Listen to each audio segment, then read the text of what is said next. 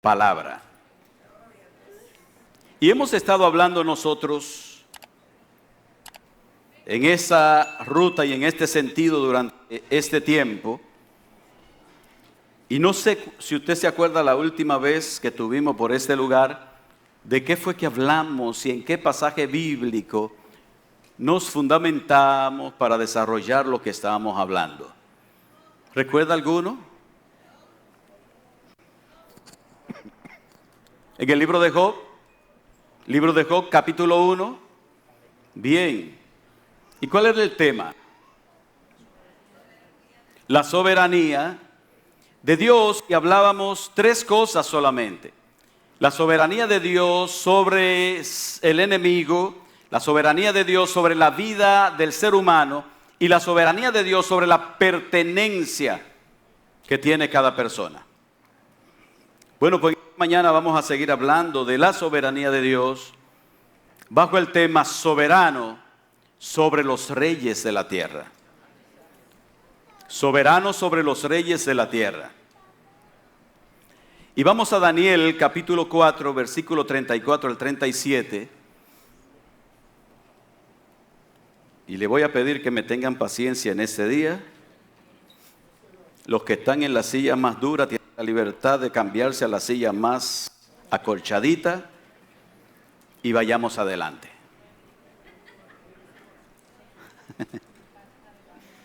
Soberano sobre los reyes de la tierra. Daniel capítulo 4, versículos 34 hasta el 37.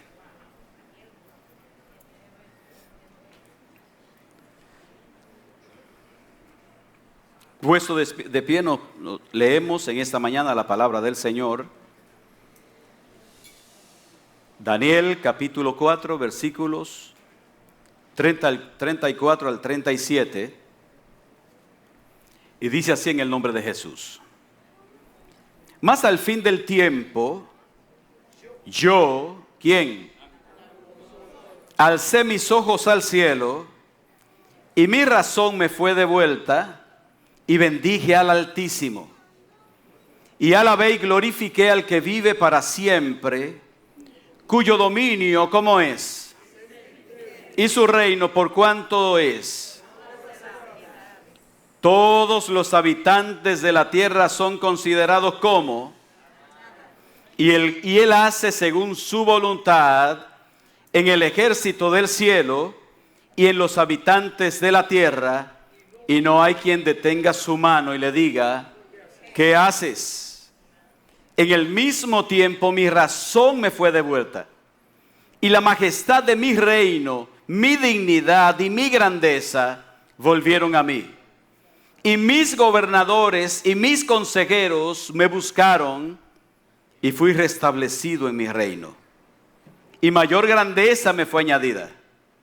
Ahora yo, Nabucodonosor, alabo, engrandezco y glorifico al Rey del cielo, porque todas sus obras son verdaderas y sus caminos justos. Y puede humillar a quienes. Puede humillar a los que andan con soberbia. Bendito Señor. Nos acercamos a ti reconociendo quién tú eres. Y a la vez reconociendo quiénes somos nosotros. Nos acercamos a ti, Señor, para rogarte que abras el corazón nuestro para poder, Señor, conocerte en todas las dimensiones que tú quieres que te conozcamos. Señor, te rogamos a esta hora que tu palabra sea como espada de doble filo y penetre hasta partir nuestra alma, hasta entrar tan profundo que entre hasta los tuétanos de los huesos. Que llegue, Señor, tan profundo que discierna nuestros pensamientos y las intenciones de nuestro corazón. Señor, te rogamos que hables a nuestras vidas. Gracias, Padre, te damos. En el nombre de Jesús. Amén y amén. ¿Cómo es el título? soberano sobre los reyes de la tierra. Hay una anécdota, no sé si es una historia real o es simplemente una anécdota, acerca de ese boxeador famoso llamado Cassius Clay, Muhammad Ali. Y en uno de sus viajes se monta el avión y la azafata le dice que debe ponerse el cinturón. Y la respuesta de él es: Superman no necesita ponerse cinturón. Arrogancia, ¿verdad? Y la azafata le responde y le dice: Superman tampoco vuela en aviones. Así que, mis hermanos, hoy tenemos un pasaje bíblico que narra la historia impactante de un hombre grande en la historia. No solo de la historia bíblica, sino de la historia normal, la historia secular que conocemos, la que recibimos en las escuelas. Fue ahí donde muchos de nosotros escuchamos primeramente el nombre de Nabucodonosor en esa historia universal que nos dieron en la primaria. Un hombre que se dio grande. Es el primer emperador de esos 4 imperios grandes que narra la Biblia. El imperio babilónico, el imperio medo-persa, el imperio griego y finalmente el imperio romano. 4 grandes imperios que han gobernado sobre vastas regiones de este mundo. Así que esta historia narra lo que sucedió con ese hombre cuyo nombre era muy grande.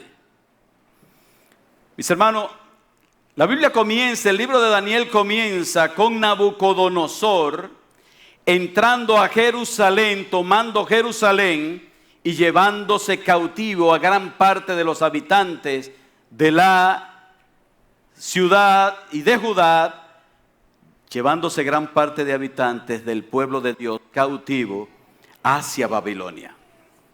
Ese capítulo 1 narra la historia de él entrando. El capítulo 2 narra la historia de Nabucodonosor teniendo un sueño. Y ese capítulo 3 narra la historia del mismo Nabucodonosor levantando una estatua en honor a él, donde todo el mundo debía adorarle y todo el mundo debía postrarse delante de la estatua que le representaba precisamente a él. Entonces ese capítulo 4 que nosotros acabamos de leer narra la arrogancia de Nabucodonosor y su consecuente locura. Así que, mis hermanos, Nabucodonosor tenía un nombre grande, porque era un hombre grande y fue un hombre que Dios usó como su instrumento para él hacer lo que él quería en un momento determinado. El problema es, mis hermanos, que los hombres grandes de la tierra que generalmente sufren de una epidemia mortal que se llama arrogancia y altivez. De tal manera que nosotros vemos muchos hombres grandes en la historia que por su arrogancia y altivez tomaron decisiones que trajeron pena, dolor y tragedia a gran parte de la humanidad. ¿Recuerdan a Hitler? ¿Cuántos estaban vivos ahí en esos tiempos de Hitler?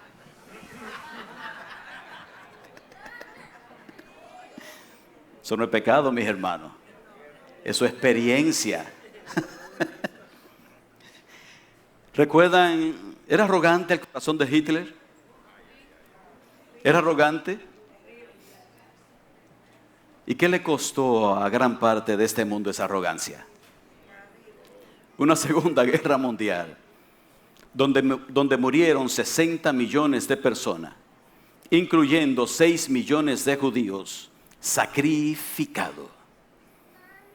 Y el corazón de Trujillo era arrogante. Más cerca, era arrogante. ¿Qué le costó a la República Dominicana la arrogancia del corazón de Trujillo?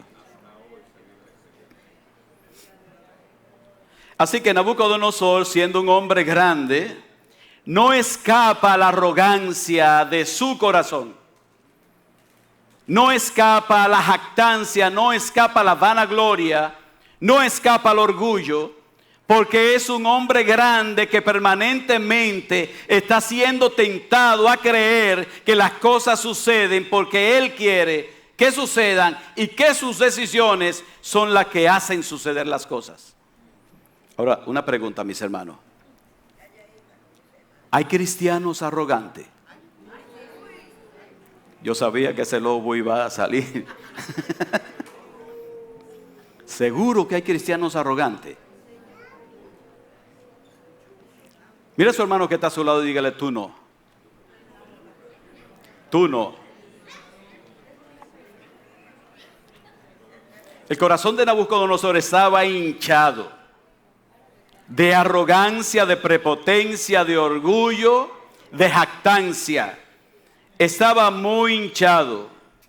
Mire cómo comienza ese capítulo 1 del libro de Daniel. Capítulo 1. Dice, en el año tercero del reinado de Joacín, rey de Judá, vino Nabucodonosor, rey de Babilonia, a Jerusalén, y la sitió. Pero Nabucodonosor, que no tenía este libro que nosotros tenemos hoy, no leyó que el versículo 2 en su primera parte dice, y el Señor entregó en sus manos a Joacín. ¿Quién lo entregó? Dios. Pero mire también lo que dice el capítulo 2, versículos 37 y 38. Capítulo 2, 37 y 38 dice, tú, o lo leemos desde el 36, este es el sueño, o sea, el sueño que tuvo Nabucodonosor. Daniel le está dando la interpretación. Este es el sueño. También la interpretación de él diremos en presencia del rey. Tú, oh rey, ¿y cómo le dice Daniel? Eres rey de reyes. Pero él no escuchó la segunda parte que dice, porque el Dios del cielo te ha dado reino, poder, fuerza y majestad. ¿Quién era el que se lo daba? El Dios del cielo. Entonces, mis hermanos, nosotros vemos en el capítulo 2, en el capítulo 3 y en el capítulo 4, algunos rayitos de luz que le venían a Nabucodonosor. En el capítulo 2, cuando Daniel le da la interpretación del sueño, le llega un rayito de luz donde él dice, alaba a Dios y glorifica a Dios. En el capítulo 3 le llega un rayito de luz cuando él ve que los 3 que él mismo mandó a lanzar al horno de fuego estaban vivos y ni siquiera olían a humo ni nada. Le llega un rayito de luz y él alaba y glorifica a Dios. Y nosotros acabamos de leer un pasaje en el capítulo 4 donde le llega otro rayito de luz donde él alaba y glorifica a Dios. Pero no es que el hombre se convirtió. No es que el hombre era un cristiano muy devoto. Porque ahí hay un pasaje en ese capítulo 4, un versículo que dice que su Dios era Bel, el Dios de Babilonia. Así que a la gente le pueden llegar sus rayitos de luz y salirse, y la gente en un momento determinado puede glorificar a Dios, pero esa gloria es de ahí para afuera, porque no han nacido de nuevo. Y le pregunto otra vez, ¿hay cristianos arrogantes? Así que veamos en este pasaje 4 puntos importantes. El primero, el reconocimiento de su soberanía. El segundo, el tiempo de su soberanía. Tercero, el alcance de su soberanía. Y cuarto, el efecto sobre nosotros de su soberanía. Veamos el primero, el reconocimiento de su sabiduría. Versículo 34 en su parte A. 4:34. Mas, al fin del tiempo, yo, Nabucodonosor, alcé mis ojos al cielo y mi razón me fue devuelta. Él está hablando de que se había cumplido ya la sentencia sobre su vida. La sentencia que provocó su propia arrogancia. La sentencia que provocó su propia altivez, su propia jactancia. En ese capítulo 4, Nabucodonosor tiene otro sueño donde él ve un árbol grande en cuyas ramas se posan las aves de los cielos y debajo del cual todas las bestias del campo tienen su techo ahí. Y él es perturbado por el sueño que él tiene. Léalo en el versículo, en el capítulo 4. Él dice que cuando él estaba paseándose muy floreciente, le llegó el sueño y perturbó su corazón. Nuevamente llaman a Daniel para que le diga qué significa el sueño. Y el sueño es, la interpretación, tú eres ese árbol grande. El sueño era que el árbol grande venía alguien del cielo y decía, córtenlo, pero dejen el tronco y sus raíces. Y la interpretación del sueño era, tú eres el rey. Tú eres, oh rey, ese árbol grande. Van a venir a ti, te van a cortar, pero no van a cortar el tronco y las raíces de tal manera que tú vas a salir del reino, pero va a retornar después. Y el hombre tiene un rayito de luz después que le dan la interpretación y alaba y glorifica el nombre del Señor. Ahora el sueño era que que él sería sacado del reino, fuera del reino, y duraría 7 años fuera del reino, y sería como las bestias del campo. Los pelos le crecerían, las uñas y las garras le crecerían, y se volvería totalmente loco. Él estaba, después que le dieron el sueño, que él alaba a Dios, un año después, él está en su palacio, viendo, me imagino a Nabucodonosor, viendo los jardines colgantes de Babilonia, viendo el desarrollo del imperio, viendo de cómo él era rey sobre muchas naciones de ese tiempo. Y él dice, ¿no es esta la gran Babilonia que yo he construido con la fuerza de mi poder, con mi majestad? ¿No es esta la gran Babilonia? Y no pasó mucho tiempo. Ahí está el rey loco. Es tomado del palacio por sus consejeros y sus gobernadores. Es sacado del reino y dice que vivía como las bestias del campo. Le crecieron los vellos como las plumas de las águilas, se llenó de vello. Las garras le crecieron como las bestias y el hombre estaba totalmente loco. Pero cuando nosotros leemos en ese pasaje, la sentencia era, léalo en el capítulo 4, hasta que reconozca que todo dominio le pertenece a Dios.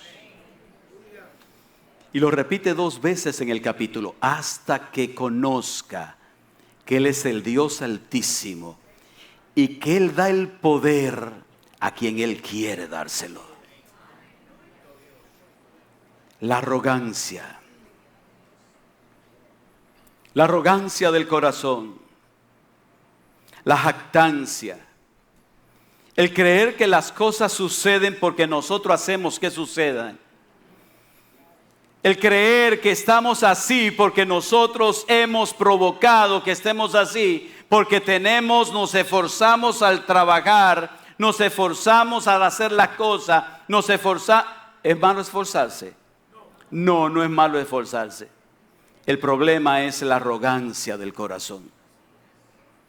El problema es creer que eres tú y que no es el Dios que provoca las bendiciones sobre nuestras vidas.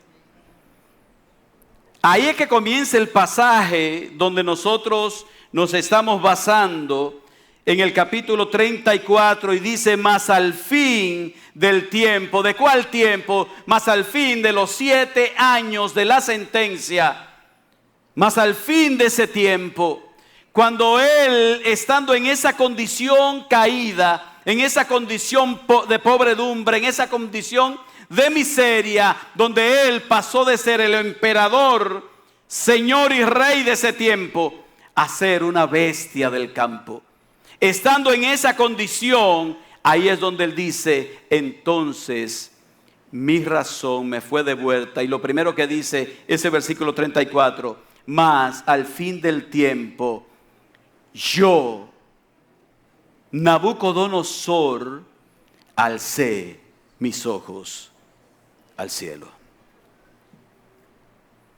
La arrogancia no es buena, mis hermanos. Dígaselo al que está a su lado: la arrogancia no es buena. La arrogancia es nuestro enemigo. La arrogancia viene para destrucción de nosotros mismos. La Biblia dice que antes de la caída es el orgullo. La arrogancia llenó el corazón de Nabucodonosor. Ahí es donde dice: cuando al final de los tiempos, alcé mis ojos al cielo. ¿Y qué significa la expresión alcé mis ojos al cielo? Nabucodonosor antes miraba así. Ahora Nabucodonosor podía mirar así. Y la expresión es reconocer que solamente hay un rey soberano que ejecuta su juicio, no importando la condición del ser humano, la posición del ser humano. Dios la ejecuta sobre quien Él quiere, cuando Él quiere, en las circunstancias que Él quiere y cuando Él lo decide. ¿Y eso se llama cómo? Así que, mis hermanos, este hombre estaba reconociendo cuando la expresión alcé mis ojos al cielo, es mirar al cielo, es saber que dependemos del cielo, es saber que debemos implorar a Dios. Eso se llama humillarnos delante de la presencia de Dios, porque entendemos que Él es el Dios soberano, que Él es el Dios eterno y que Él es el Dios todopoderoso. Así que nuestras miradas, mis hermanos, permanentemente como cristianos, deben estar puestas en el cielo. Porque el asunto de la arrogancia no es solamente que afecta nuestra conducta en nuestra relación con los que están a nuestro alrededor. La arrogancia afecta la conducta del patrón en contra de aquel que está subordinado. La arrogancia afecta nuestra conducta, cualquier sea la cosa que nosotros hagamos. Cuando nuestros corazones son arrogantes, mis hermanos, avasallamos a todos aquellos que están alrededor de nosotros. La arrogancia no solamente afecta a la esposa en contra al esposo en contra de su esposa, al padre en contra del hijo, sino que también lo hace contrario de la mujer hacia el hombre o de los hijos hacia los padres. Hay padres llenos de arrogancia, hay esposos llenos de arrogancia muchas veces. Hay mujeres, esposas, cuyo corazón está lleno de arrogancia. Y hay hijos cuyos corazones están llenos de arrogancia. Y la arrogancia no es buena, porque la arrogancia no solamente afecta nuestra condición en nuestra relación con los demás, sino que la arrogancia empieza a hacernos ver a nosotros, engañándonos, que nosotros somos nuestros propios dioses y que no necesitamos a ningún Dios.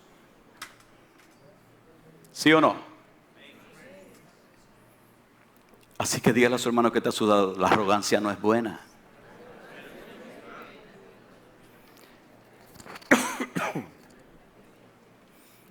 La arrogancia nos dice a nosotros que nosotros somos nuestros propios dueños, que somos independientes, que tomamos nuestras propias decisiones, que vamos a donde queremos sin darle cuentas a nadie. Y eso se llama jactancia, eso se llama arrogancia, porque somos no de nosotros, sino de Dios.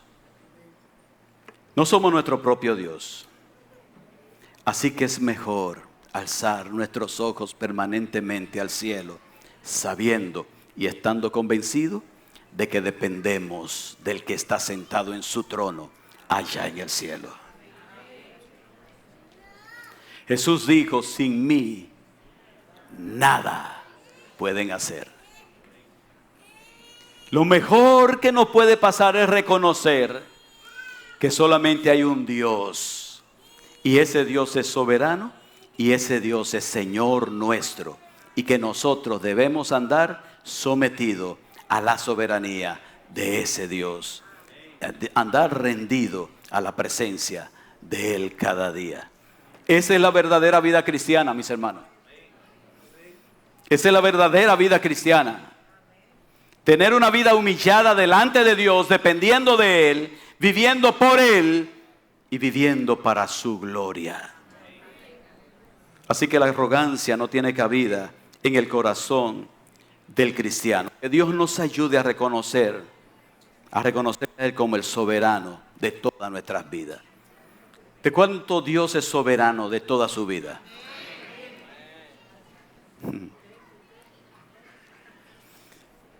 Veamos el tiempo de su soberanía en segundo lugar. Versículo 34b.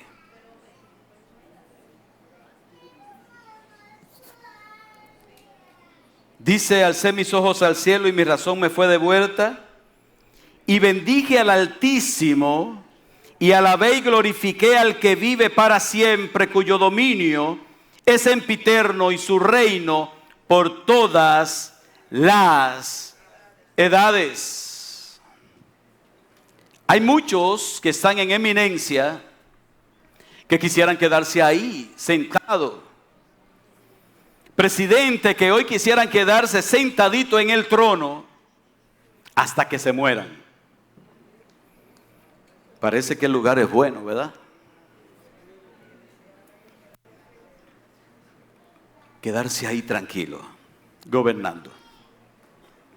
¿Cuántas veces se ha modificado la Constitución de la República Dominicana porque un presidente quiere extender el asunto del tiempo para él poder quedarse gobernando sobre esa nación? ¿Cuántas veces se ha modificado la Constitución de la República Dominicana para esto? ¿Recuerdan algún caso reciente? Y el interés, mis hermanos, es extender el tiempo del reinado. Porque yo me pregunto a ver si cómo con tanta presión, tantas situaciones, tantos problemas, un presidente quiere seguir ahí, y quiere seguir ahí, quiere seguir ahí, quiere seguir ahí. Ah, es que a ellos les gusta servir. Tienen un corazón rendido al servicio de esta nación. Se sacrifican. Es una vida de sacrificio. En una ocasión dijo un expresidente, siendo expresidente ahora, siendo presidente, qué bueno el carguito.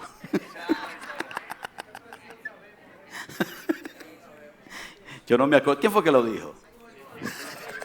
Ustedes tienen una memoria, mis hermanos.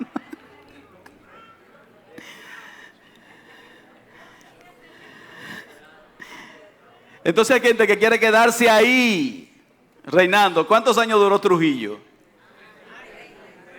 31, 61. 30 años. ¿Y si hubiese sido por él? hasta que la muerte los separe de la silla. El problema es que los gobiernos humanos tienen limitaciones, limitados por su condición natural, porque alguna vez tendrán que morirse, limitados por su condición de vulnerabilidad, porque se enferman, se levantan revueltas en los pueblos y sacan al presidente y hacen de todo. ¿Cómo terminó Muammar Gaddafi en Libia? Saddam Hussein. Tiene limitaciones por las constituciones de los pueblos. Y yo no sé cuánto duraría Nabucodonosor, pero fueron muchos. ¿Y la reina Isabel? ¿Cuánto duró el reinado de la reina Isabel? ¿Cuánto duró? 50 años y pico. Wow. Salió dura la doña. Eso sí visitó velorio. Llegó el momento, porque al hombre le llega el momento, le llega el tiempo lo vence.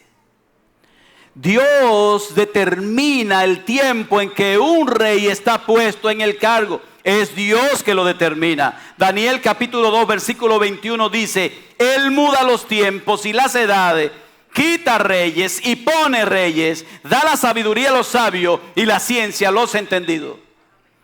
Dios pone reyes y Dios quita reyes.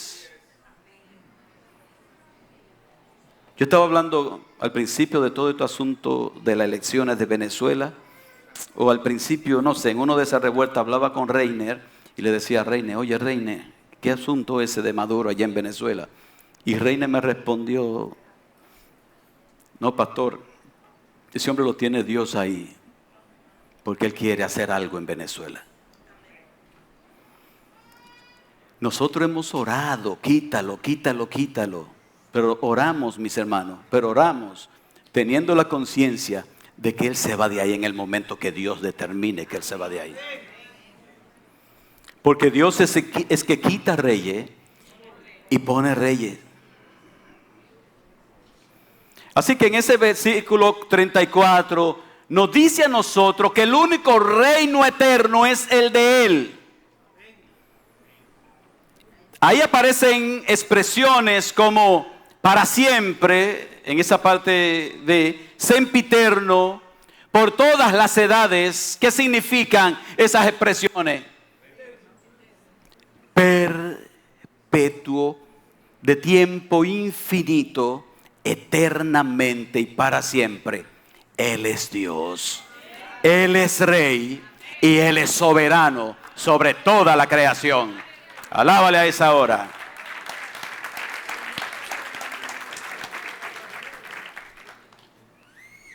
Solamente Él.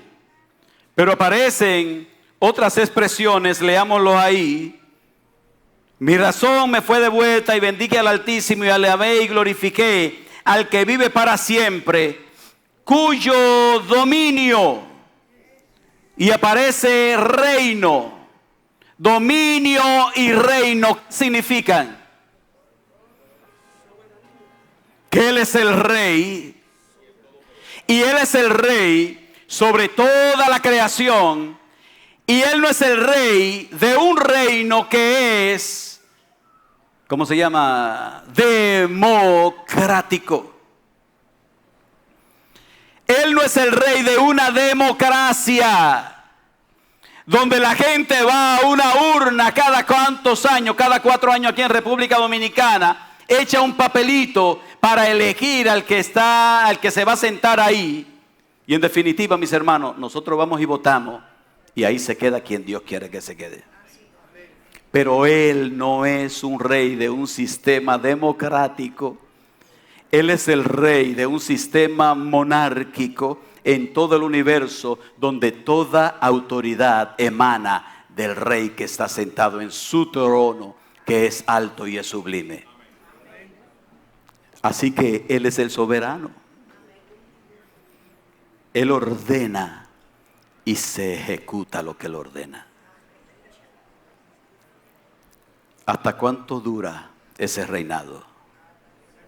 Eternamente y para siempre. Entonces, ¿qué es lo que más me conviene a mí? Reconocerlo y sencillamente rendirme totalmente ante su majestad. Y cuando me rindo totalmente y reconozco que Él es soberano, vivo más en paz. Una pregunta. ¿Cómo estás? ¿Cómo están? ¿Están bien? ¿Estamos bendecidos? Gloria a Dios, porque gracias al Dios soberano estamos bendecidos. ¿Tenemos necesidades? Gloria a Dios en medio de nuestras necesidades. Dios es soberano, aún sobre nuestras necesidades. ¿Estamos sanos? Gloria al Dios soberano. ¿Estamos enfermos? Gloria al Dios soberano. ¿No tenemos trabajo? Gloria al Dios soberano. ¿Tenemos trabajo? ¿Cuántos tienen trabajo? Gloria al Dios soberano que te dio el trabajo. Y gloria al Dios soberano que si tú no tienes un trabajo, te mantiene ahí porque Él sabe por qué lo hace. Él sabe por qué lo hace. Él sabe por qué tú no lo tienes. Él sabe. ¿Estás triste? ¿Cuántos están tristes a esta hora? Amén. Hay momentos de tristeza. En esos momentos de tristeza, tú eres el Dios soberano y tú controlas mi tristeza. ¿Estamos gozosos? ¿Cuánto estamos gozosos? Wow, eso sí se responde de una vez con espontaneidad. Gloria al Dios soberano. Mis hermanos, cualquiera sea la circunstancia de nuestra vida, gloria al Dios soberano. Él tiene el control de nuestra vida. Él tiene el control de esa circunstancia. Él tiene el control de todo. Gloria a tu nombre. Si estoy sano, gloria a tu nombre. Si estoy enfermo, gloria a tu nombre. Si tengo en abundancia, gloria a tu nombre. Si estoy en escasez, gloria a tu nombre. Si todo va viento en popa en la casa, gloria a tu nombre. Si hay cierto problema, gloria a tu nombre, porque mi vida está en tus manos y yo estoy rendido a tus pies. Alaba a Dios en todo tiempo, pues tu condición está en sus manos. ¿Cuántos pueden decir aleluya? Si lo creemos y estamos convencidos, tendremos mayor tranquilidad en nuestras vidas. Mayor tranquilidad. En tercer lugar, veamos el alcance de su soberanía. Versículo 35. Todos los habitantes de la tierra son considerados como nada, y Él hace según su voluntad en el ejército del cielo y en los habitantes de la tierra, y no hay quien detenga su mano y le diga, ¿qué haces? En medio de las catástrofes que surgen en el mundo, que pasan en el mundo y que afectan grandes cantidades de personas, siempre surge una pregunta. Eso es automático. ¿Cuál es la pregunta? ¿Dónde estaba Dios cuando esto pasó? ¿Dónde estaba Dios? Mis hermanos, y el verdadero significado de la pregunta, el principal interés de la pregunta, es negar a Dios, o denigrarlo, o acusarlo, y decir, fuiste tú. Ese es el interés que hay en el fondo de la pregunta. Y con la tragedia que ocurrió aquí en la República Dominicana del Yexé, la pregunta salió a relucir. Un influencer le hace la pregunta a una coaching cristiana, ¿dónde estaba Dios cuando esto ocurrió? Y la respuesta nuestra, la respuesta natural, es siempre tratar de arreglar las cosas para que Dios no salga tan embarrado de la situación, sino que lo defendamos y que Él salga lo mejor parado. Mis hermanos, nosotros no necesitamos defender a Dios. Dios sabe lo que Él hace. Así que, mis hermanos, la respuesta fue, no, esto, lo otro, aquello. Y sabe particularmente lo que creo que debe ser la respuesta a la pregunta. Dios no tiene que rendirle cuentas a nadie.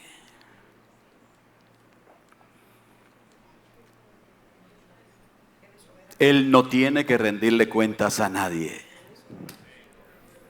Porque la base de la pregunta, mis hermanos, es la arrogancia del corazón humano, que creen que Dios tiene que rendir cuentas por las cosas que Él hace o que Él permite que sucedan.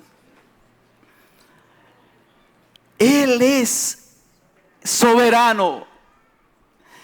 Y la arrogancia del corazón nuestro nos lleva a pensar a nosotros como humanos que Dios tiene que rendirnos cuenta a nosotros cuando algo sucede en esta tierra. Y tapamos la responsabilidad humana y la ponemos por allá en un rincón y señalamos al cielo y decimos, Dios debió evitarlo. Pero esa es la arrogancia del corazón. Ustedes lo ven a diario esto, mis hermanos, alrededor de ustedes. Lo escuchamos a diario. Y no solamente allá, a veces se escucha también aquí. ¿Dónde estaba Dios? ¿Sabe que uno de los afectados directos de la Ruby Pérez, en una de sus entrevistas, a él hicieron una pregunta y la respuesta que él dio fue extraordinaria. Él es una persona que ahora nos enteramos que su papá era un pastor evangélico, nos enteramos que tiene un hermano pastor evangélico, que muchos de sus hermanos son evangélicos. Y entonces, conociendo la historia de él, pasó por muchas situaciones difíciles en su vida. Iniciando que a los 14 años un carro lo batió y él, que soñaba ser pelotero, se le frustró el asunto y estando en el hospital se desconectó él mismo de la sangre y del suero y de los medicamentos y quería morirse. Y entonces él pasó muchas cosas en su vida y alguien le pregunta, ¿por qué no le has preguntado a Dios por qué te pasaron tantas cosas? Y la pregunta fue extraordinaria, la respuesta fue extraordinaria. La respuesta de él fue, no, yo no le he preguntado a Dios por qué. Porque yo nunca le he preguntado a Dios por qué me ha dado una voz como la que yo tengo. Yo nunca le he preguntado a Dios por qué me sacó de la miseria y me ha puesto en ciertos lugares. Yo nunca le he preguntado a Dios por qué me ha bendecido de esta manera. Yo nunca le he preguntado a Dios esto. Así que yo tampoco le pregunto a Dios por qué me suceden las cosas difíciles que me sucedan. Él sabe. Él sabe. Él sabe. Así que, mis hermanos, nosotros no tenemos que estar maquillando las cosas para que Dios diga que queda menos embarrado. Dios no está embarrado nunca. Dios hace las cosas y Él sabe por qué las hace. El problema lo tenemos nosotros. El problema es nuestro pecado. El problema es nuestro orgullo. El problema es nuestra arrogancia. Dios es Dios. Él es perfectamente santo. Él es perfectamente justo. Y tú y yo somos pecadores. Y todos sobre esta tierra son pecadores. Así que Dios no tiene que darle cuenta a nadie. Él es soberano. Bendito sea su nombre. Ahora, ¿cuál es el alcance de su dominio? ¿Hasta dónde llega? Dice ahí en ese versículo 35 que llega y se extiende a toda la tierra. Todos los habitantes de la tierra son considerados como. Es que somos nosotros que creemos que somos algo. Es que somos nosotros que creemos que somos los importantes. Somos nosotros los que creemos que somos tan importantes, que estamos por encima de todos los demás, que estamos al nivel de Dios y que Dios tiene que darnos cuentas a nosotros.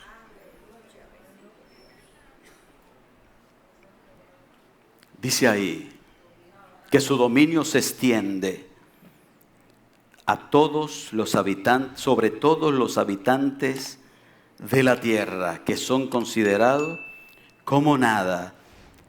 Y sigue diciendo, y Él hace según su voluntad, ¿a dónde? Cuando sumamos lo del cielo y lo de la tierra, ¿de qué estamos hablando? ¿Hasta dónde se extiende su dominio? Su dominio se extiende hasta el último rincón del universo, porque el último rincón del universo le pertenece a Él. Lo mejor que nos puede pasar es reconocer eso y andar sumiso bajo la poderosa mano de Dios. Porque tu condición y mi condición pudiera cambiar en un momento determinado porque Él decide enseñarnos algo. Como le cambió a Job. Le cambió todo, radicalmente todo, de positivo hasta tirarlo allá abajo. Y si Job, con ese currículum que tenía, mis hermanos, le cambió el asunto así, nosotros tenemos un currículum como el que tenía Job. Entonces las cosas pueden cambiar en un momento determinado. ¿Y qué vamos a hacer? Preguntarle, ¿por qué lo hiciste?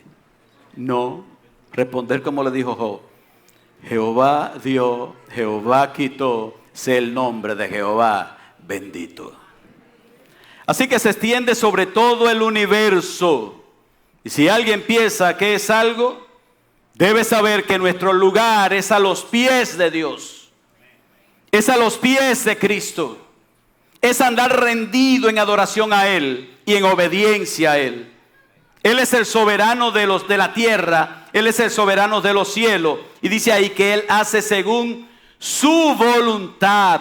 Es decir, Él tiene dominio absoluto sobre todos los ángeles, los que se guardan en santidad, sobre los caídos y sobre todos los habitantes de la tierra, incluyendo el ser humano, incluyendo los animales, incluyendo los peces del mar, incluyendo las aves de los cielos. No hay una golondrina que muera sin que Dios lo determine. Dios es soberano, Él es el Rey soberano, bendito sea el nombre del Señor. Ya le he hablado anteriormente de una expresión de Abraham Kuyper, teólogo y ex primer ministro holandés o de Países Bajos, que dijo: no hay un centímetro cuadrado en todo el dominio de nuestra existencia humana sobre el cual Cristo, quien es soberano sobre todas las cosas, no clame: me pertenece, es mío, es mío, es mío. Todo lo que existe es de Él, incluyéndote a ti, incluyéndome a mí, incluyendo todo lo que hay aquí, incluyendo lo que está allá afuera, incluyendo lo que está en el cielo. Todo le pertenece a nuestro Dios. Él es soberano.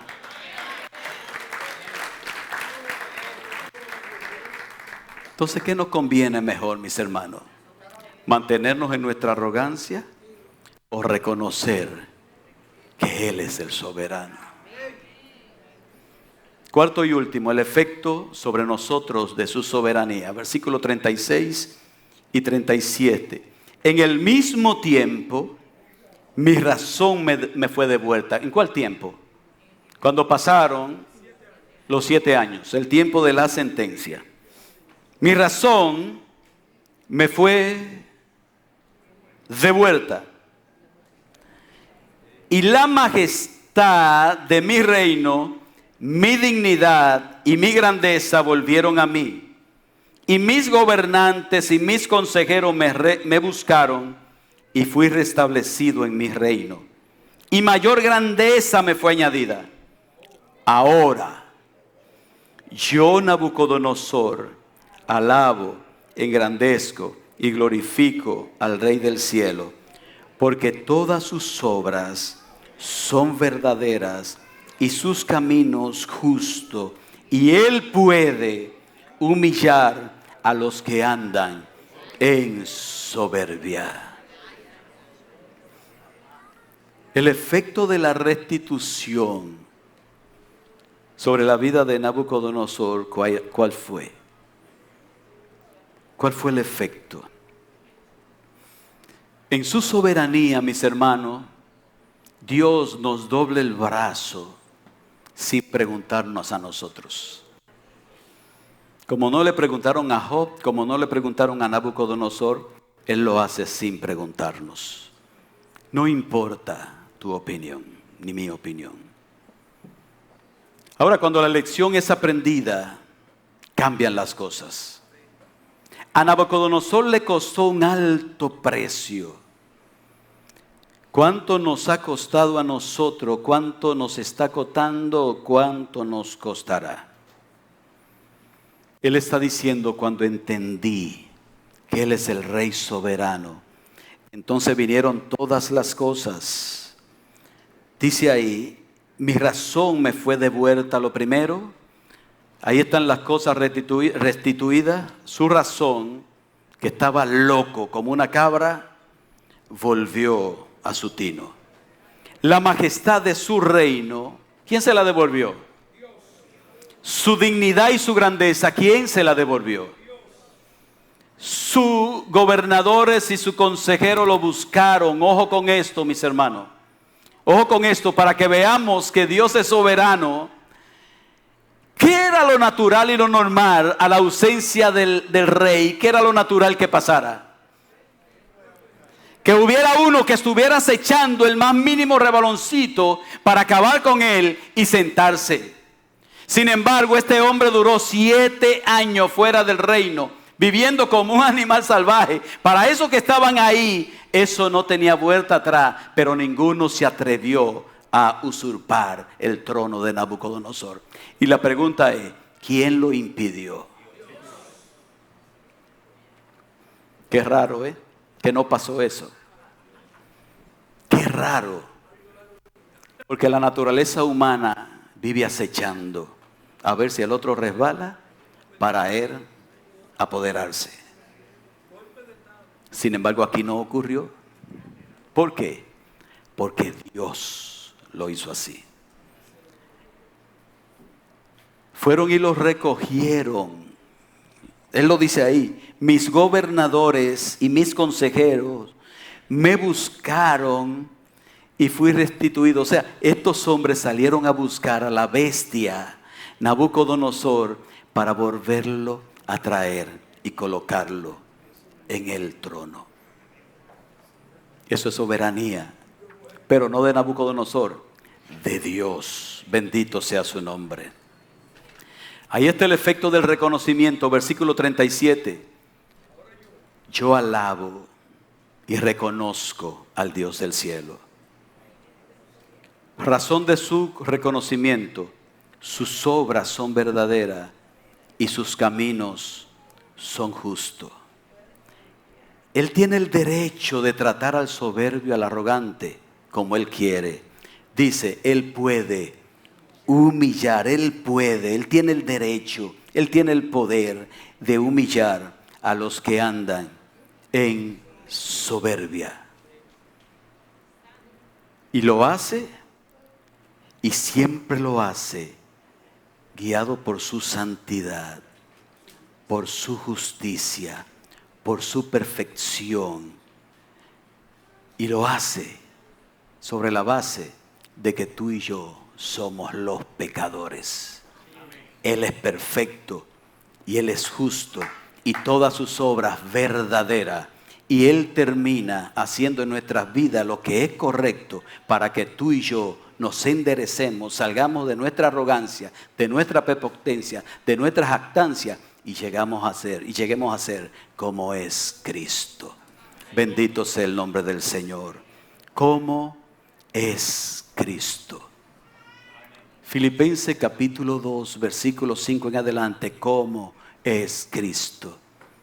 Haya pues en vosotros ese sentir que hubo también en Cristo Jesús, el cual siendo en forma de Dios, no estimó el ser igual a Dios como cosa que aferrarse, sino que estando en su gloria se despojó a sí mismo, tomando forma de hombre, y estando en la condición de hombre se humilló hasta lo sumo, haciéndose obediente hasta la muerte y muerte de cruz. Sean ustedes como es Cristo, dejen la prepotencia, dejen la jactancia, dejen la arrogancia y sean humildes como es Cristo.